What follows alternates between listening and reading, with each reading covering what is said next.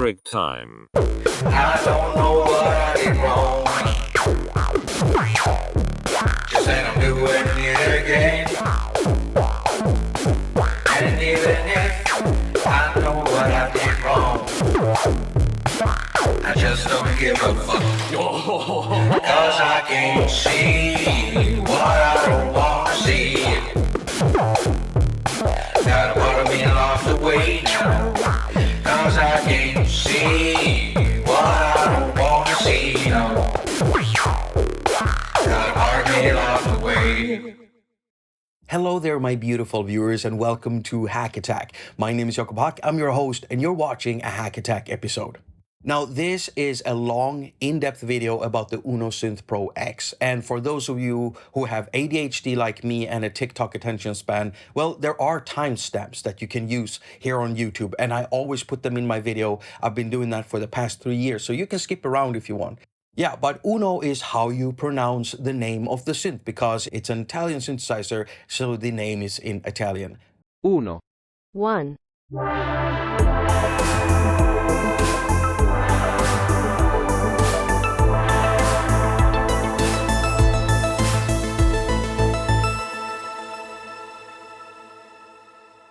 I have a long history with IK Multimedia. Long before they knew me and started sending stuff to me, I was buying their stuff in droves because they were one of the first companies making stuff that would work really well with Lightning-equipped iPhones and iPads. For the past decade, I haven't touched laptop or desktop computers for anything that I'm doing when I'm producing things. So when it comes to recording narration, editing videos, making music, working with graphics, it has all been done on iPads and iPhones. So it was natural for me to gravitate towards this company and their products.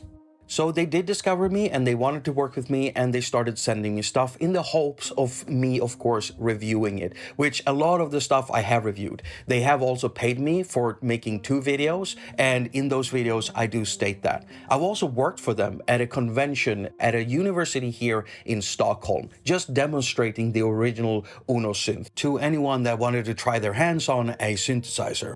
I'm mostly positively biased towards IK Multimedia and their products. Why? Well, firstly, because I mostly make videos about things I like. So that's, just the nature of my videos, I think.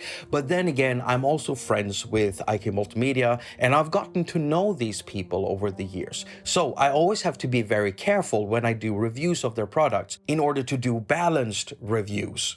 And this video about the UnoSynth Pro X, or the USPX as I'm gonna be calling it for brevity, well, it is filled with praise. However, that doesn't mean that I don't have critique. I do, and I am lifting that because I'm a synth nerd.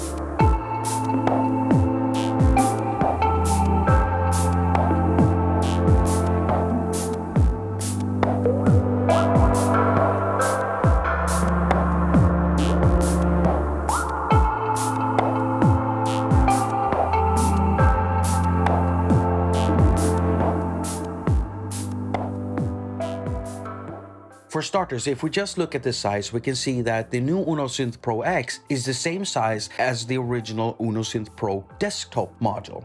But then again, we can see that they look completely different because one of them is now covered with a lot of glorious knobs. Knobs that feel really good to the touch. I don't know exactly what type of pots they used here, but they seem to be high quality because there's really no wobble in them when you grab them. Feel great to use, really sturdy. I love this so much.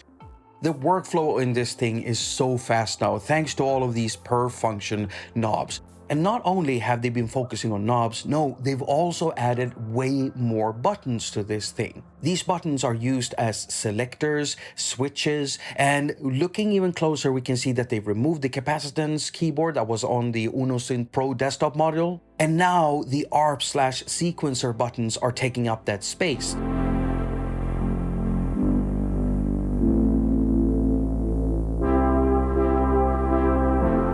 Goodbye, people.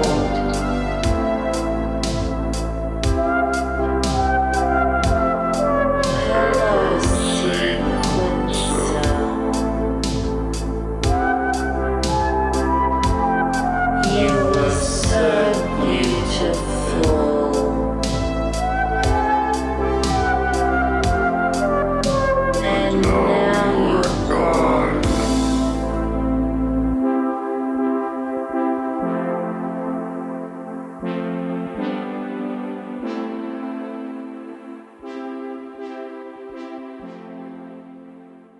Now, I do recommend using a good MIDI keyboard with the UnoSynth Pro X, but you don't have to if you don't want to, because there is still a little mini keyboard here through these buttons, and these work with the paraphonic mode, plus they can also be used to program the sequences you make. Right, we're gonna turn the unit around and look at the back. And what we can see here on this side is that they've replaced the micro USB port with a USB-C port. This can be used for both data and also power. However, they've also added a barrel type DC jack. And not only that, the UnoSynth Pro X actually ships with a barrel tipped power supply. Alright, so those are the hardware upgrades, but what about software? Well, they've done a lot, and one thing they've added is a baseline mode. When you activate this, it changes the behavior and interactions between the filter and envelopes. Now, this makes a lot of sense to be used with the sequencer, and so now you also have accents that you can use with this mode.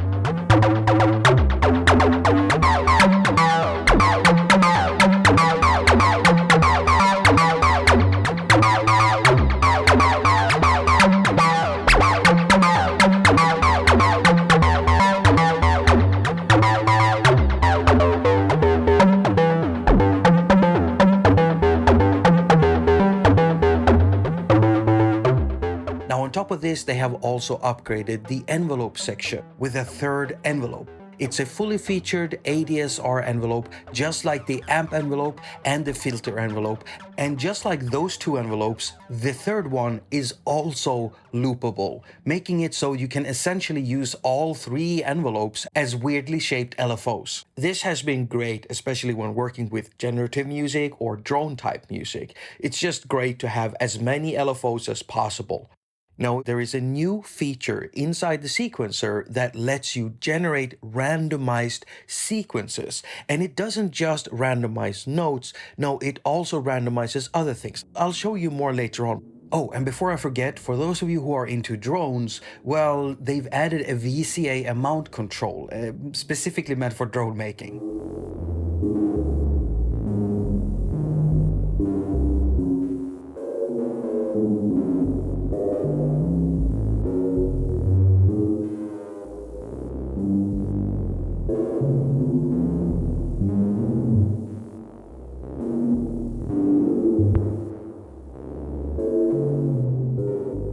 Now, I just want to stop here to quickly say that I'm impressed with how the dev or developers solved the new routing matrix interface and how you set up modulations. But more about that later on in the modulation section of this video. I just want to mention it because it is a considerable upgrade compared to how it worked on the UnoSynth Pro.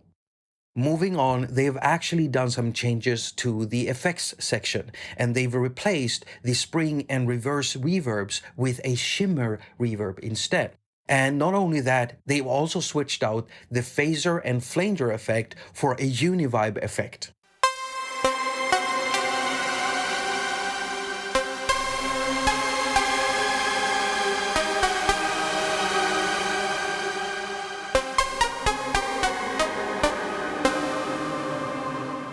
Now, there has been a huge change to how preset loading is being handled. You see, when you load a preset, you get to choose whether you want to load the sound and sequence, or just the sound, or just the sequence, making it so that you can mix your sounds and sequences any way you like. And here comes my first bit of criticism.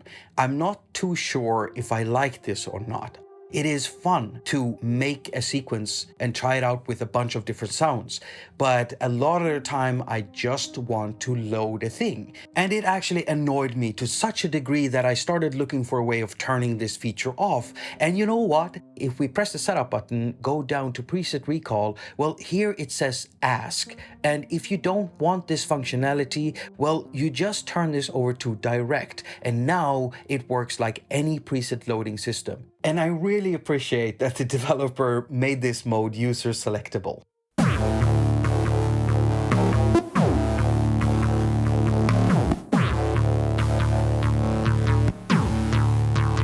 Lyric time. Jag kan mörka himmelen med min hand. Mörkret faller, snön blir röd. Jag kan mörka solen med min hand. Mörkret faller, allting dör.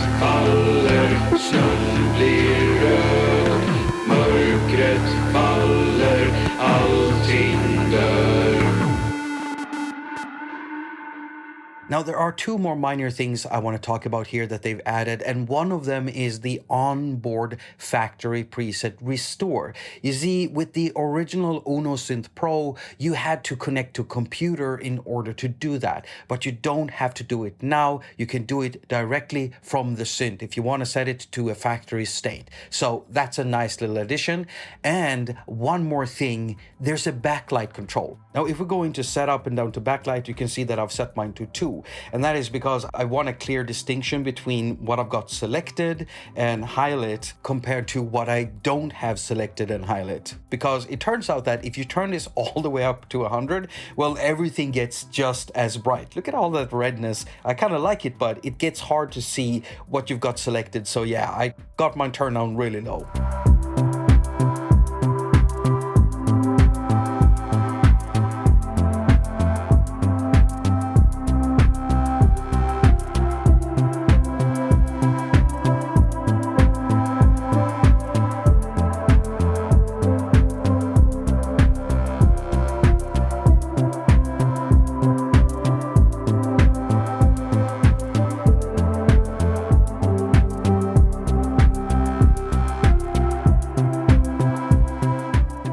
So with the older USP, you had to do some menu diving.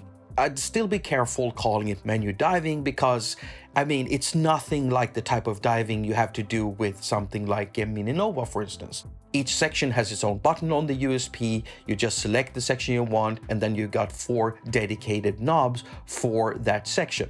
Well, with the USP-X, all of that has been eliminated. Everything has its own function, its own knob, its own button and stuff, and then there are some secondary features. And to reach those, all you have to do is to press and hold down Shift and then press a button or tweak a knob. The most amount of menu diving that you do is when you're working with the routing matrix. But then again, they have done some brilliant things to solve this, and there is almost no menu diving. I'm serious. I'll show you more in the modulation section of this video. So if we look at the interface, the main features of the knobs and buttons, they've been printed with a bigger, thicker font, while the secondary stuff is printed within a rectangular frame, in most cases with a smaller, thinner font. Now, there are some special cases like accent decay and accent highlighted in white, because these features are only available when the baseline mode is activated. Starting out from left to right, we've got a DC barrel type PSU in and unit chips with the power supply, so you don't need to think about this. Next, we have the USB-C port, and this can be used for both data and power. However, there's a note about the power. I'll tell you in a little bit, but this thing can connect to both PC and Mac, and even though it doesn't state so in the manual, you can actually connect it to a smart tablet or smartphone too. And when you're connecting to something like an iPad or an iPhone, you get access to the UnoSynth Pro X MIDI connections. So no audio, it's just USB Class MIDI compliant. Now, a note about the power there. You can power the USB-X through this port. However, the USB-X needs about 1.5 amps to work properly, so it is recommended that you use the power supply for power. Especially when you're updating the unit, they want you to connect both data and the DC barrel power supply. Next, we've got 4 full-on modular people holes, or CV Gate IOs for short. These can both send and receive CV Gate and sync signals to and from external modular and semi-modular synths. You can set up routings and signal types to and from the ports in the modulation matrix. And to the modular people watching this, a lot of the presets have some sort of CV gate routings set up already. Even the empty presets, usually slots 13, 14, 15, and 16. So keep that in mind when you're doing your own setups, because I had some wonkiness going on before I realized that there were already some stuff set up. Next, we have an audio in, and this is a mono input, and it can either be routed through the filters and effects, which is pretty dope, or it could be bypassed straight through like a daisy chain.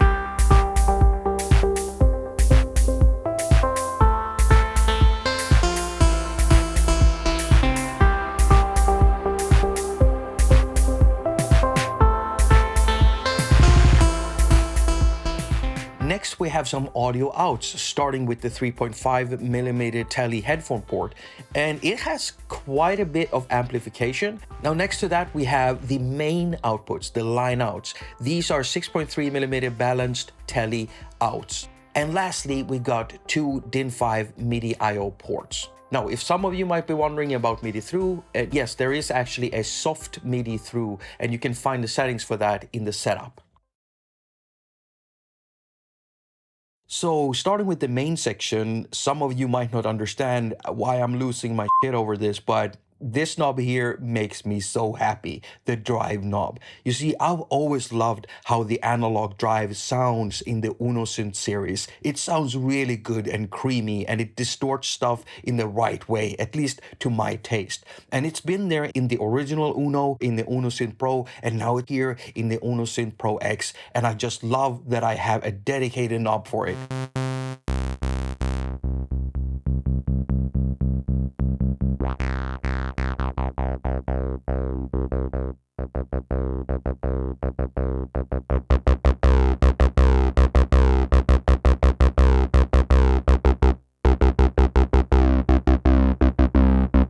Well, apart from the drive knob, we can also find a main volume control, glide, and also a voice mode selector. Remember, the UnoSynth Pro X has the same internal structure with its oscillator as the original UnoSynth Pro. So you can run the synth as a mono synth or a mono with legato, or you can run it in paraphonic mode where it splits up the three oscillators over three voices. So you can play three notes at the same time.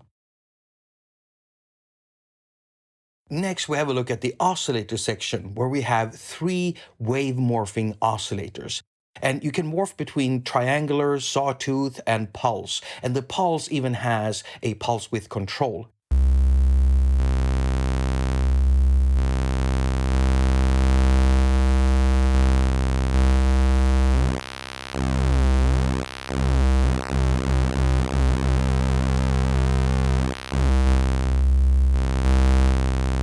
The oscillator supports syncing along with FM modulation, ring modulation, and you also have a noise generator here, and you can get to it if you press down Shift and pull up volume.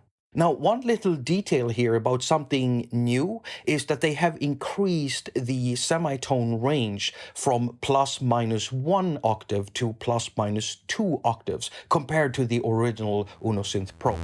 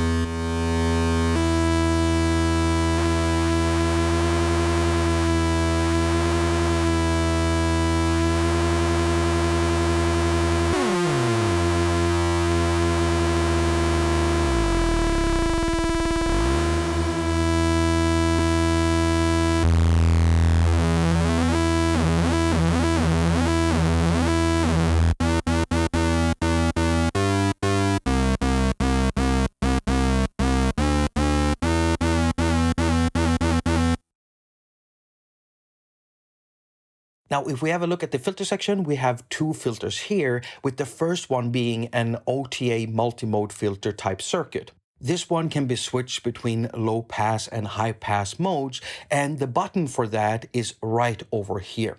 So what does OTA mean? Well, I can write it out for you like this, but unless you know something about electronics and circuit designs, it's not gonna tell you much. What I can tell you though, that this type of circuit design for filters has been used in some very popular synthesizers. So if you want something to compare with, you could have a listen to the Juno 60 and also the SH101.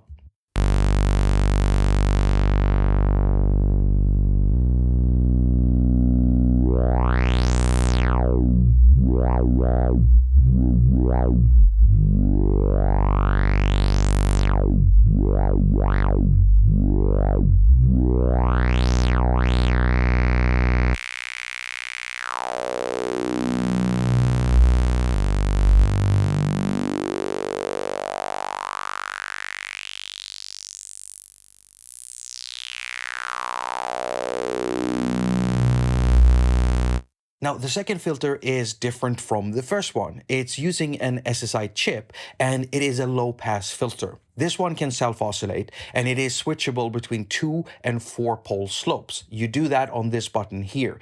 And so what does it mean that it is an SSI chip-based filter? Well, the SSI chip is a redesign of an SSM chip, and it's really just an overcourse going into this. What I can say though, that this type of filter has been used in some other very popular synthesizers. And if you want something to compare to, then you could have a listen to a Korg Monopoly or a PPG Wave 2.2.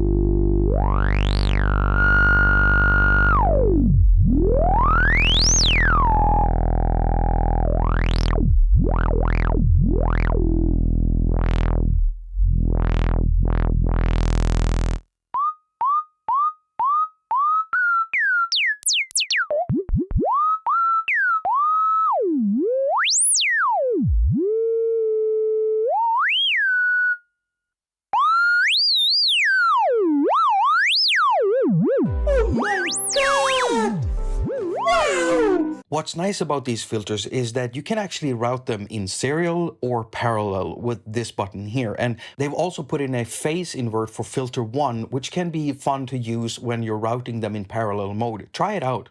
You can also link cutoff and resonance between the two filters, and when you do that, you control both filters with filter 1 controls.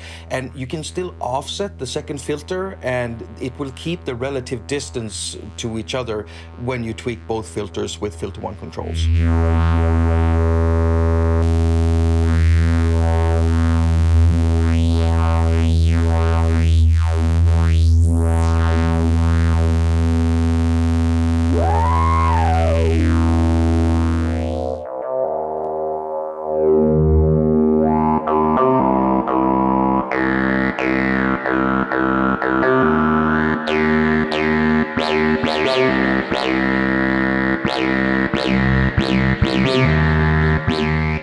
I really like these filters. They sound great, especially when you're using them together with the drive, because it's all distorting in a very nice way, and it makes it so much more fun to use the baseline mode, for instance, or when you're syncing oscillators.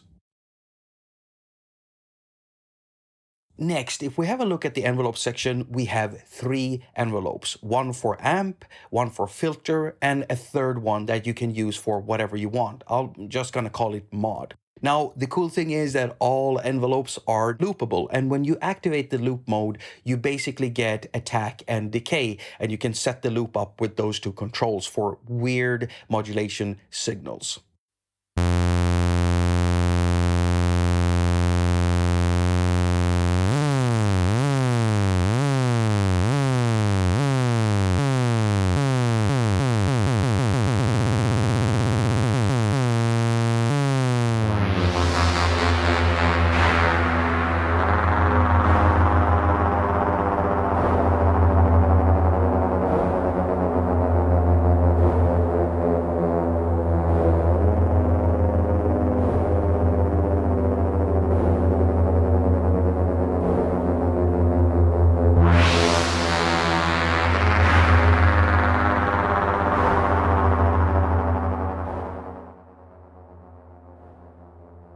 Now here we have two LFOs with 8 selectable waveforms and modes, and these include sine, triangle, ramp down saw, ramp up saw, square, random, sample and hold, and even noise. Both LFOs can be synced to tempo. They have selectable retriggering options for node on and off, and also a fade in. And the fade in actually has a selectable curve mode, so you can have it being linear or logarithmic or exponential.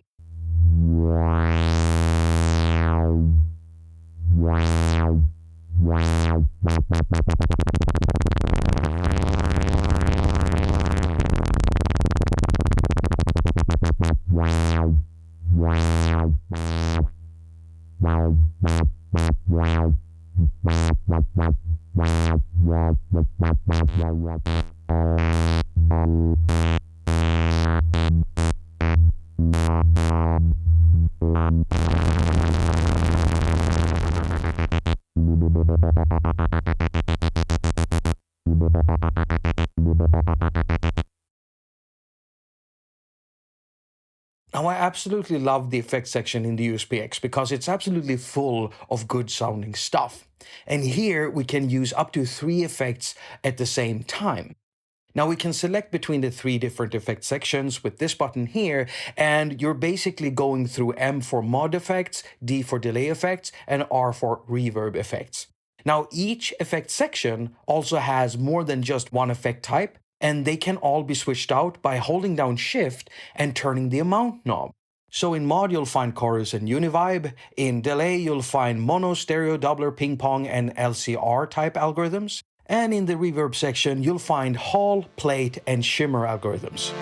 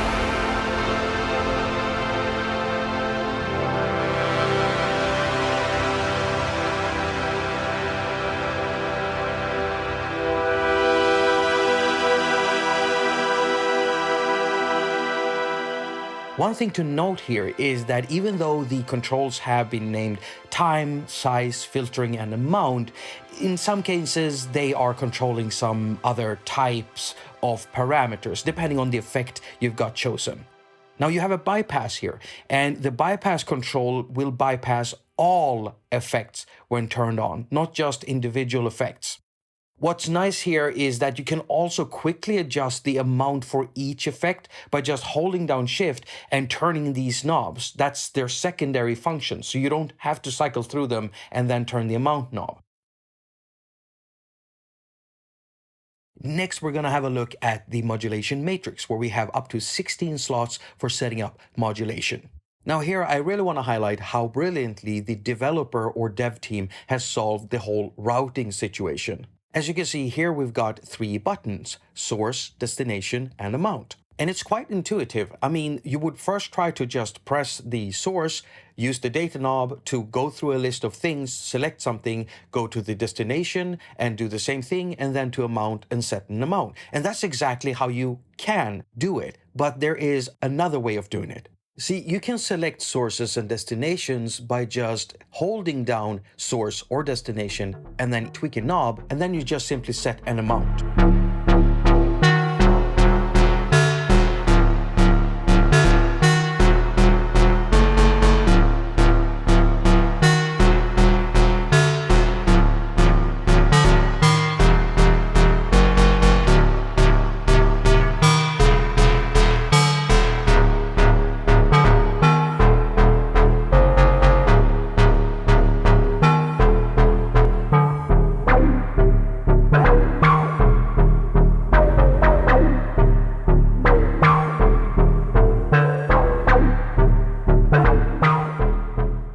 doesn't stop there, because remember, we have 16 slots. So how do we switch them?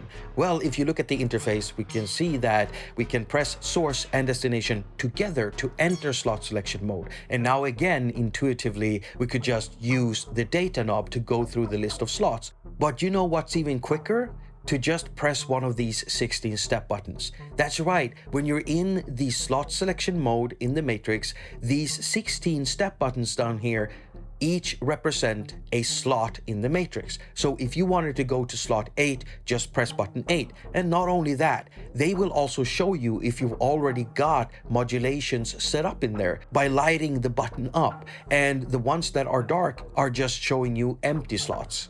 As a synth nerd, I always take the blue pill so I can stick around in the matrix. I know that's not a very timely joke at all. But what I'm trying to say is that the way that they've solved this interface and how you route things just makes the workflow super fast. If there's any reason for any existing Uno Synth Pro users to switch over to the X, well, this is probably gonna be it, because holy shit, I love how this works. I'm super happy with the amount of stuff that we have to set up modulations. A full list can be found right here, and here you can see all the sources and all the destinations, and it is a lot. And we even have access to modulate the amounts for modulation slots.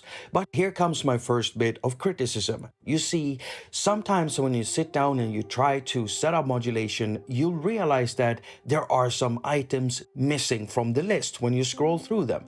And that is because some things cannot be used to modulate other things. And some things are just straight out not there at all. So what do I mean with missing? Well, for instance, I would really want to set up some LFO or envelope modulation for slot amounts, and we can't do that. That's just not possible. As soon as you select an LFO or an envelope, you will not be able to find the modulation amount for slots in the destination list.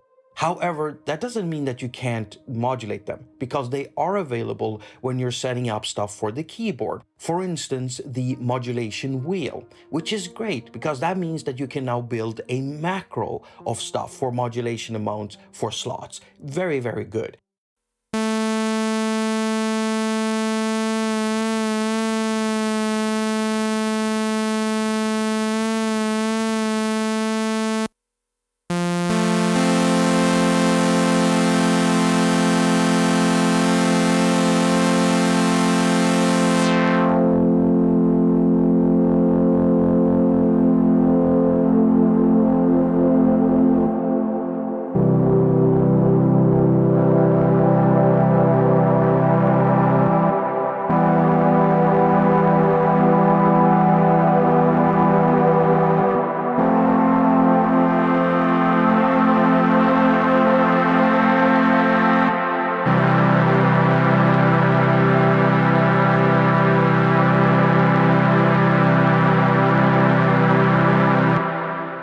You can use something like the filter attack or decay or sustain or release individually as modulation sources. And this is super dope because this is modular people think, and I love that they put it in here.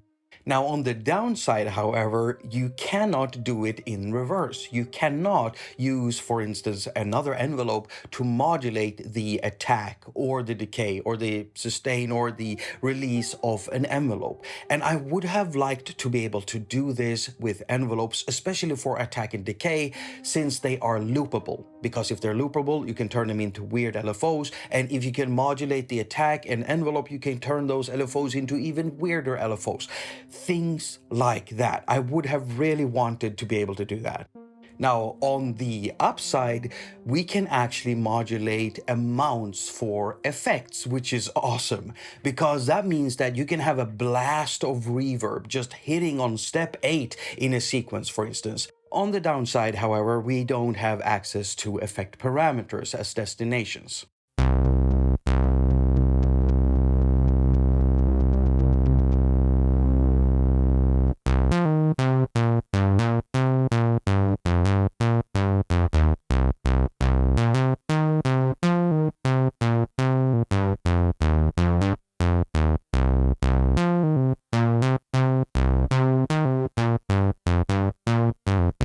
Now, I do understand why developers tend to stay away from adding delay times or reverb times, for instance, as destinations. Because if you've ever tried modulating something like that, you'll realize very quickly that it can end up sounding very bad and glitched out.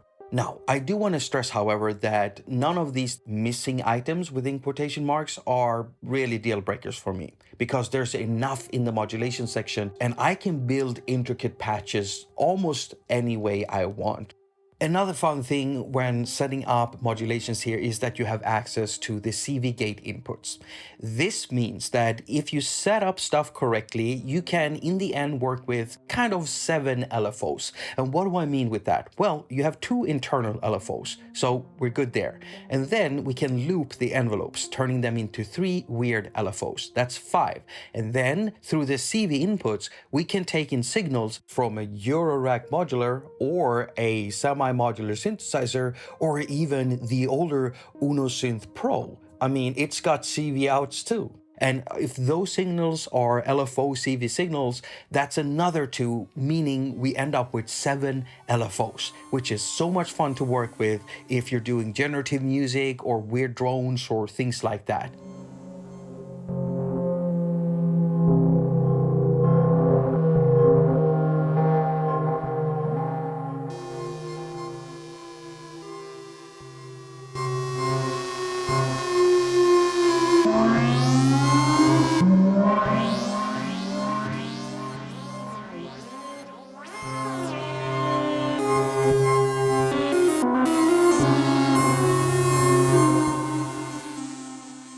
Now, I do realize that I'm whining a lot about all of this modulation stuff, and that is because I'm a super nerd when it comes to synthesis, but that doesn't mean that I'm not happy with the modulation section. I mean, there's more than just bread and butter stuff in there.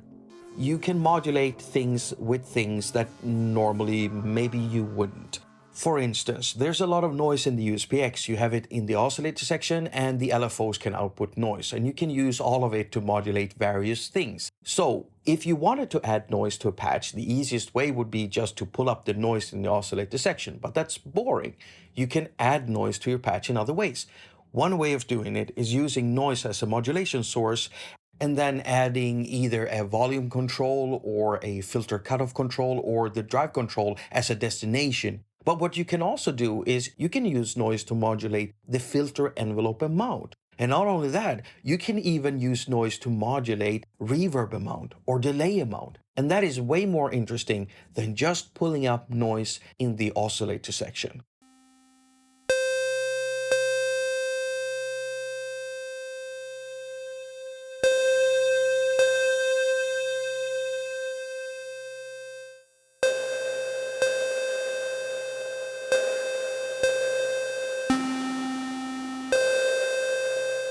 Now, before we move on, I have to do a little correction because in my original video about the UnoSynth Pro, I had a complaint that could be directed towards the USPX2 because they have the same internal structure when it comes to the modulation section.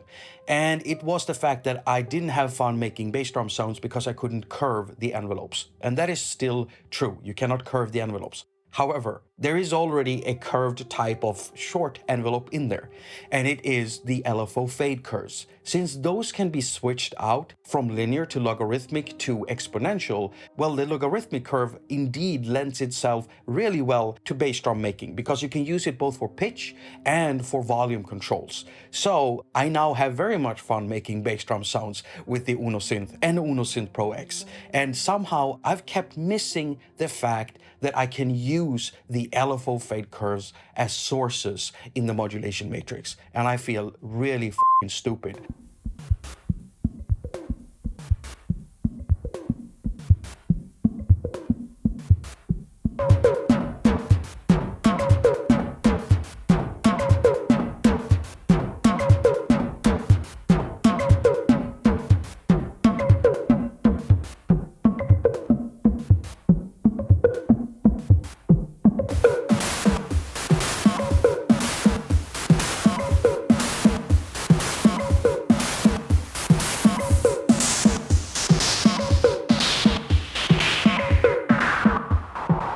In the end, I'm very happy with what's in here. However, I would be even more happy if IQ Multimedia had a look at my wish list and addressed some of it, if possible, with a future firmware update.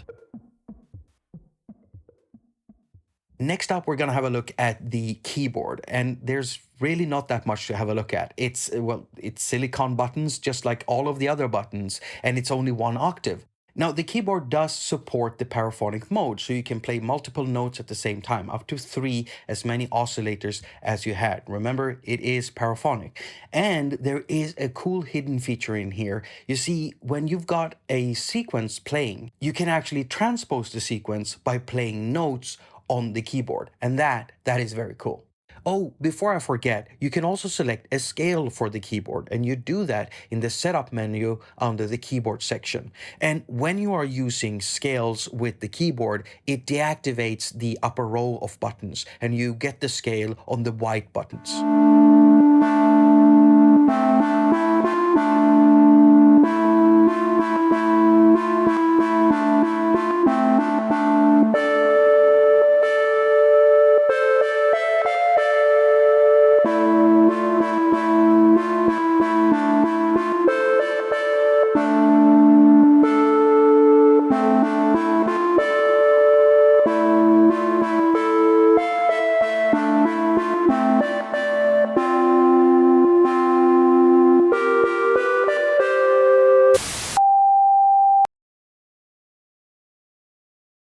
Next up, ARP and sequencer, and we're beginning with the ARP. So the multimode arpeggiator has 10 different modes. It's got a 4 octave range, and you also have a hold function. You've got up, down, plus, down, up plus, random, played, 2 times up and 2 times down. Furthermore, you can adjust ARP gate, tie, and swing settings. You can also edit the arpeggiator patterns by activating and deactivating steps.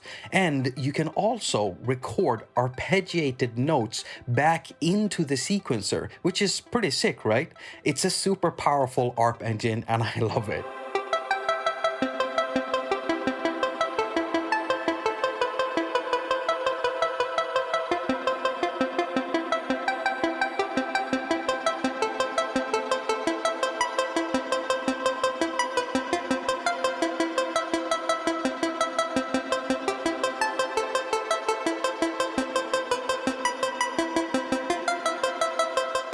Now, it doesn't stop there though, because there's also a 64-step sequencer. This one can record notes, chords, and parameters.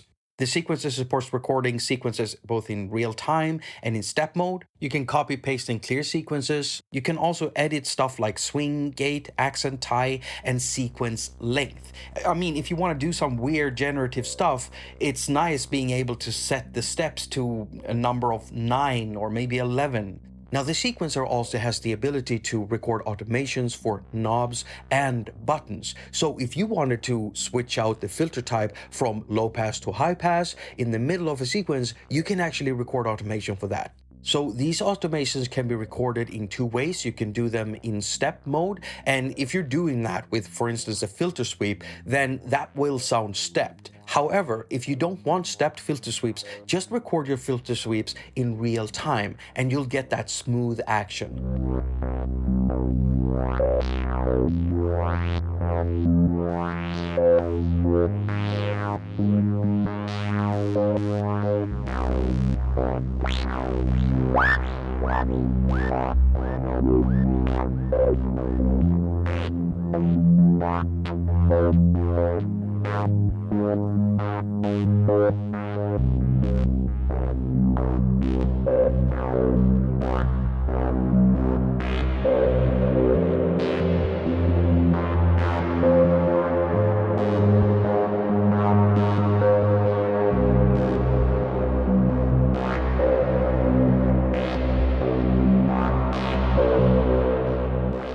Alright, so I did mention a random feature for the sequencer earlier in this video.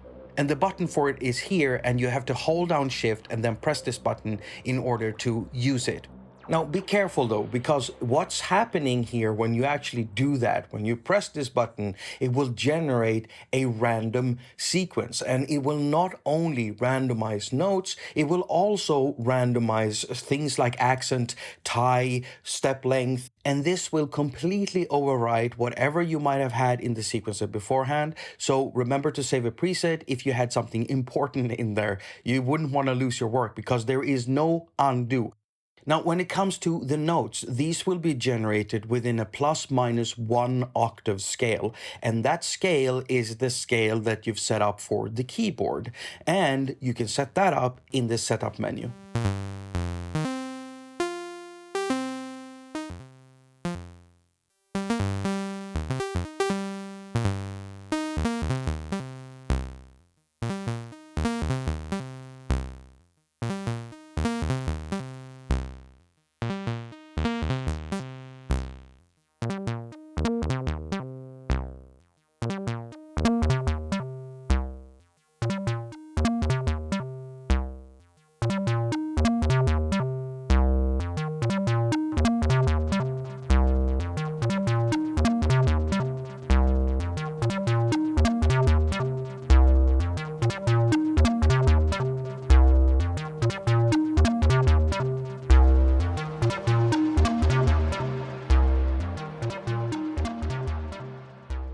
So what is actually going on here? Well, when you're activating this button, cutoff range is limited down from 20 kilohertz to 5 kilohertz. Envelope controls get limited to attack and decay, and those two controllers will have a higher minimum limit. You also get access to two new parameters, accent, which controls the accent strength, and accent decay, which controls the accent decay time. Now, the USPX won't sound like a bassline synth because you've still got that USPS sound engine in there, right? But it will behave like a bassline synth.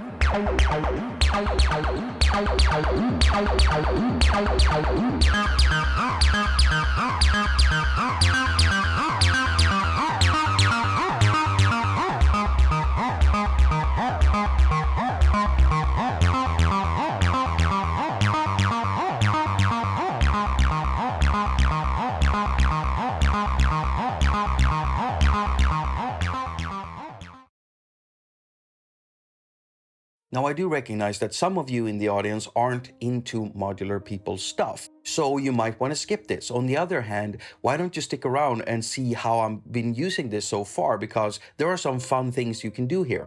So the CV input is bipolar and the CV output is unipolar with a positive range only. So it's ranging from 0 to +5 volts. So what can you do with this? Well, let's say you have a semi-modular synth or a Eurorack synth. If we look at the Moog Mavis, it's got something called octave in and also gate, meaning these are holes where you plug stuff where you want to control when notes are played and what pitch they're supposed to be played at. So if you send those type of signals from the CV and gate outputs of the USPX into the Moog Mavis, then you can have the Mavis play only when the USPX are playing notes, and you can also have the Mavis follow the pitch of the USPX. And since the USPX has an audio input, all you need to do is to connect the audio output of the Mavis into the input of the USPX and have that running along with the USPX oscillators through the filters and through the effects, and voila, you've layered some awesome sounding synth sounds.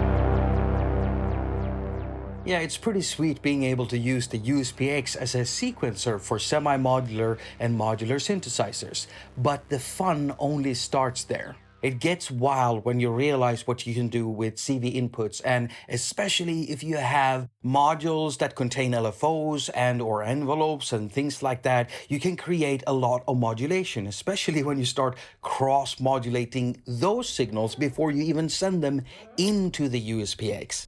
And on top of that, you still have everything you have inside the synthesizer, and you can cross-modulate those things too, ending up with a very interesting session.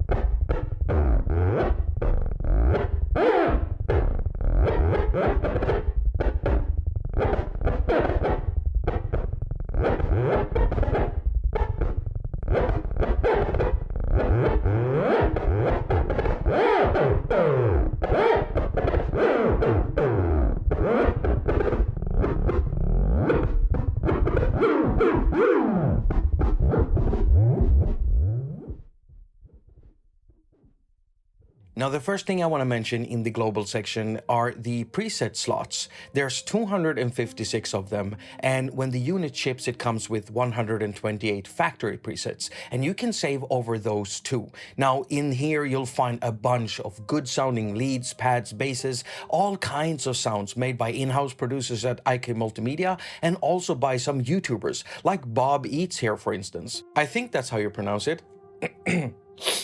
Now, I haven't actually played any of these presets, and that's basically because I'm a synth nerd. I love synthesizers, they're my best friends, and making sounds with synths is my life. That's what I do. So I've basically made all of the sounds you've heard myself. Now, if we stick in the global here, then by pressing preset, you can actually get into the internal structure of the synth, and you can fine-tune certain things if you, for some reason, don't want to use the knobs here. But all the parameters in the synth are represented here for the specific preset you've got loaded.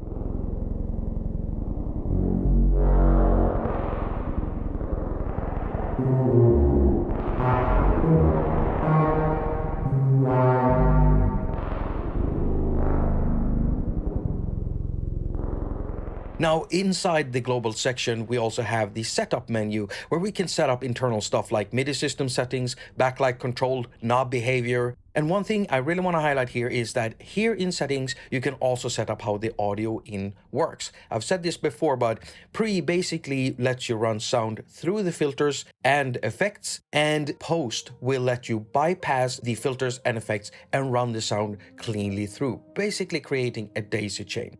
Oh, and even though the synth only has MIDI in and out on the back, you can actually find a soft through mode in the menu also. Well, the rest you can see. You got the baseline mode here, you got the ARP here, you got the shift here, a back button for backing out of menus and stuff, and then you have the tempo. To set the tempo, you just press the tempo button and scroll until you have the tempo you want, or you could just press and hold down shift and then tap the tempo in. Now, the last thing I want to mention is the hold button. Now, this will allow you to hold notes. However, be careful, don't hold for too long, because this button also doubles up as an on-off button.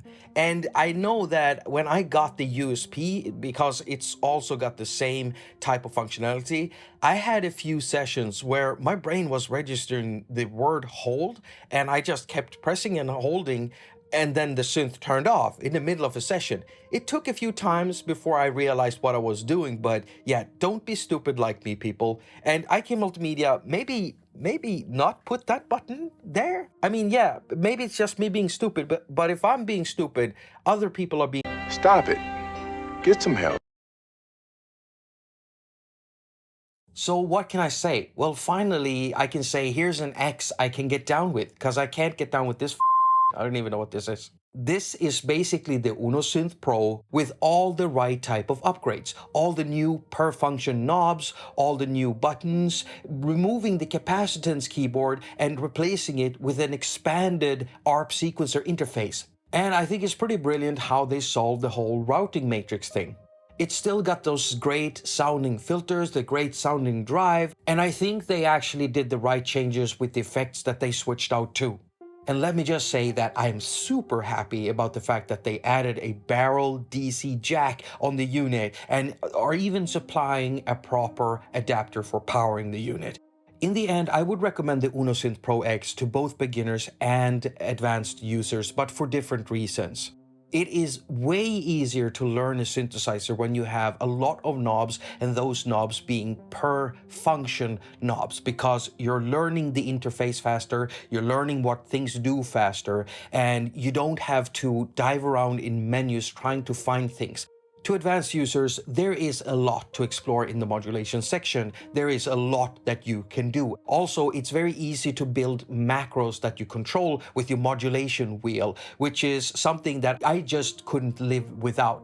I would also say that the filter section has a lot to offer thanks to the two different types of filters. They have very distinct sounds to them and they don't sound alike, and that you can also run them in parallel or serial mode, that you can phase shift one of them. It's super nice. It's great for someone who is more advanced.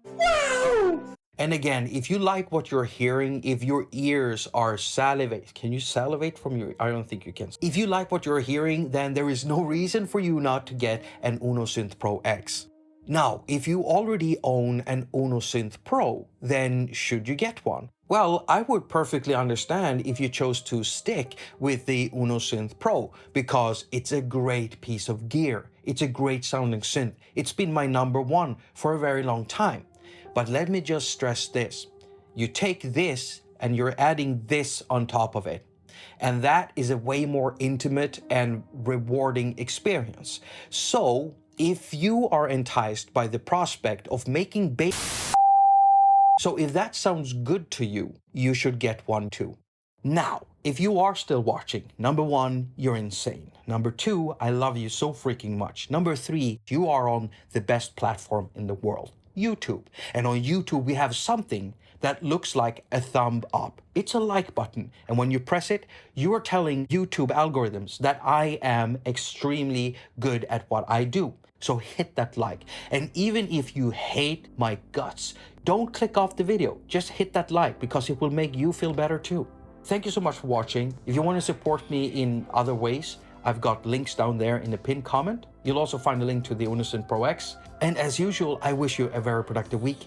Now go finger all of your stuff and have a lot of fun doing it.